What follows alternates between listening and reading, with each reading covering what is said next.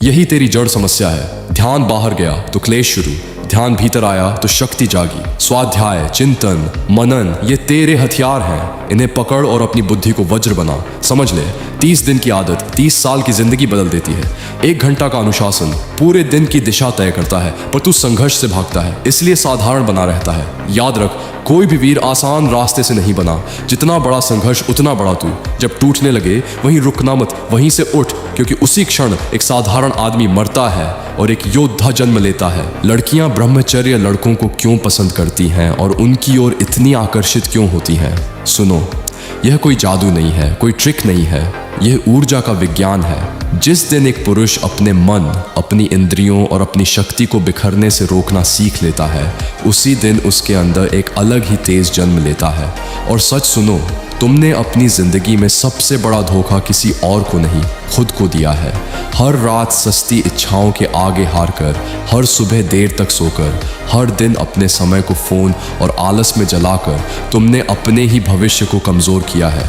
तुम वह योद्धा बन सकते थे जो दुनिया को प्रेरित करता, लेकिन तुमने खुद को एक साधारण भीड़ का हिस्सा बना दिया।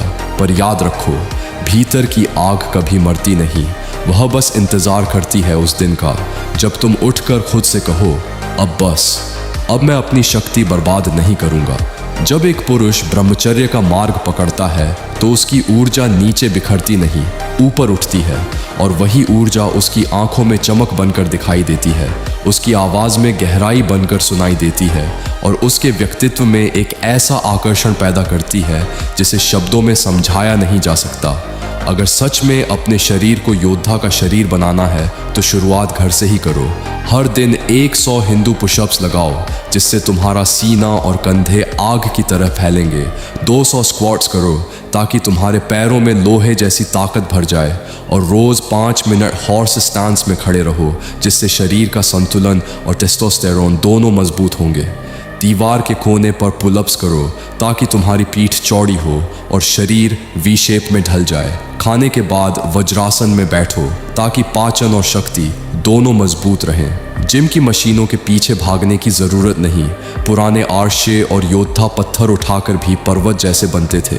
बाल्टी, पत्थर या कोई भारी चीज़ उठाओ और अपने शरीर को प्रकृति की तरह कठोर बनाओ। और अगर सच में अपनी सुस्ती को जलाना चाहते हो तो अपने रूटीन में स्प्रिंट्स शामिल करो, क्योंकि तेज़ दौड़ केवल शरीर नहीं, तुम्हारे डर को भी पीछे छोड़ देती है। और एक गुप्त बात सुनो जिसे आज की दुनिया भूल चुकी है, अधिक नमक। यौगिक विज्ञान में नमक को राजसिक माना गया है, यानी यह नसों को उत्तेजित करता है और इंद्रियों में बेचैनी पैदा करता है। जब तुम भोजन में ज़रूरत से ज़्यादा नमक डालते हो तो शरीर में एक अनजानी प्यास पैदा होती है, और वही प्यास अक्सर इच्छाओं को भड़काती है। इसलिए अगर सच में मन को स्थिर बनाना चाहते हो तो नमक को कम से कम कर दो। धीरे धीरे तुम्हारी नसें शांत होंगी, मन स्थिर होगा, और बाहरी प्रलोभन तुम्हें उतना विचलित नहीं करेंगे। और फिर कुछ महीनों बाद जो परिवर्तन होगा वह किसी चमत्कार से कम नहीं होगा। तुम्हारी त्वचा में एक अलग ही चमक आएगी, तुम्हारी आंखों में एक चुंबकीय चमक होगी, जिसे प्राचीन योग में ओजस कहा जाता है। लोग तुम्हारी ओर खींचेंगे, लेकिन उन्हें समझ नहीं आएगा कि क्यों। तुम्हें कम नींद में भी ऊर्जा महसूस होगी, तुम्हारी आवाज़ गहरी और प्रभावशाली हो जाएगी, और तुम्हारी उपस्थिति ही सम्मान का कारण बन जाएगी। तब तुम सिर्फ एक साधारण लड़का नहीं रहोगे, तुम वह इंसान बनोगे जिसने अपनी जैविक इच्छाओं को जीत लिया है। तुम प्रकृति के गुलाम नहीं रहोगे, तुम स्वयं प्रकृति की एक शक्ति बन जाओगे। देखो, अपने मन में उस व्यक्ति की एक साफ और जीवित तस्वीर बनाओ जो तुम ब्रह्मचर्य के मार्ग पर चलकर बनना चाहते हो। तेजस्वी चेहरा, स्थिर नजरें, मजबूत शरीर और अडिग आत्मविश्वास। अपने काम, अपनी आय, अपना सम्मान, अपना घर, अपना रोज का अनुशासन, हर छोटी बात को साफ साफ महसूस करो। जब ऊर्जा बिखरती नहीं तो कल्पना धीरे धीरे नियति बन जाती है।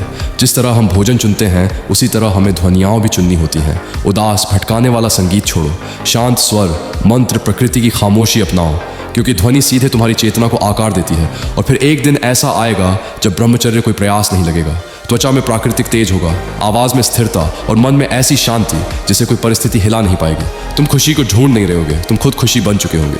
अब बहुत धीमी भारी आवाज में डोनेशन पार्ट। अब मैं आपसे एक बात बहुत भारी दिल से कह रहा हूँ। ये कहना मेरे लिए आसान नहीं है, लेकिन सच यही है कि इस समय मेरी जिंदगी एक बहुत गंभीर आपात स्थिति से गुजर रही है।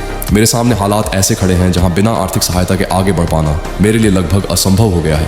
मैं किसी शौक या सुविधा के लिए नहीं, बल्कि जीवन को संभालने के लिए मदद मांग रहा हूँ। मुझे तुरंत 3 लाख रुपए की जरूरत है। यह बोझ अकेले उठाना मेरे बस में अब नहीं बचा है। मैं टूट रहा हूँ, फिर भी खड़ा रहने की कोशिश कर रहा हूँ। अगर आप इस यात्रा से जुड़े हैं, अगर मेरी बातें कभी आपके काम आई हों और अगर आप सहायता करने की स्थिति में हैं, तो कृपया आगे आइए। आपकी छोटी सी मदद भी मेरे लिए सांस लेने जैसा सहारा बन सकती है। मैं वादा नहीं कर रहा कि सब आसान हो जाएगा, लेकिन यह सच है कि आपकी मदद मुझे गिरने से रोक सकती है। दिल से कह रहा हूँ, अगर कर सकते हैं तो कृपया मदद करें, और अगर नहीं कर सकते तो कम से कम दुआ जरूर दीजिए।